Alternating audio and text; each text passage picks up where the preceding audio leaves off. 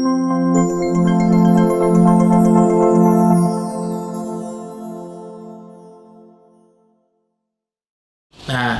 kita punya cerita nih. Kita lagi ada 2 perbankan, tetapi lembaga keuangannya tentunya kita nggak akan sebut di sini karena itu adalah sangat rahasia. Yang pertama kita bicara dengan konteks BPR, dan di sana ada muncul fraudnya adalah kredit bermasalah yang muncul ke permukaan iceberg atau gunung esnya adalah kredit bermasalah, agunan yang siap dilelang, bahkan agunan yang diambil alih oleh perbankan. Ternyata begitu kita turun ke bawah, kita lihat apa dasar gunungnya, ternyata terjadinya kredit fiktif. Sekali lagi, fungsi kontrol. Kenapa? Pelakunya adalah orang-orang yang memiliki simpul-simpul fungsi kontrol. Mereka membuat nama-nama fiktif, mereka mengucurkan kredit di sana tanpa melihat konteks agunannya. Bahkan mungkin ketika kita masuk dan melihat lebih dalam lagi, melakukan proses legal audit, agunannya ternyata sebuah bidang tanah yang kita sebut kuburan. Bisa kebayang itu. Tapi kenyataannya itulah fakta yang hari ini kita hadapi, dan itu berjalan dalam proses persidangan saat ini.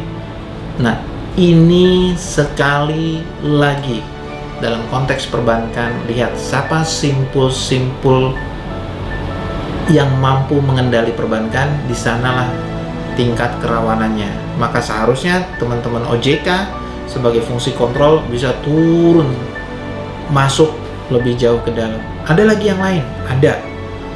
Gimana pada konteks adanya product development? Bank hari ini harus pinter cari uang ke bawah. Bahasa kerennya fundraising. Yuk, doing fundraising, do product development. Dia bangunlah produk-produknya dengan nama-nama macam-macam, dengan nama yang keren, dengan menyampaikan yang bagus, dan memberikan sebuah reward yang luar biasa. Ketika kita sebagai nasabah tertarik, yuk kita taruh uangnya, kita dapat duluan sejumlah X rupiah. Tapi berikutnya, karena ada dimensi waktu yang tidak terkelola atau tertata kelola dengan baik, dan ada di sana kemampuan perbankan untuk melakukan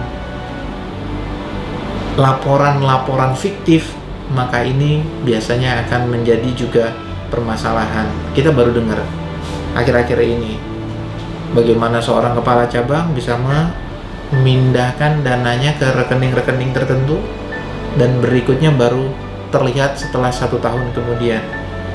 Dimensi perbankan 1 tahun, laporannya teman-teman tidak akan mungkin lari dari 1 tahun, tapi akumulasi 1 tahun jumlahnya luar biasa. Apalagi teman-teman bermain pada customer yang kita sebut prioritas. Kalau sudah ketemu dengan prioritas, yang itu di-maintain adalah hubungan subjektifnya. Ini yang kita perlu sedikit hati-hati.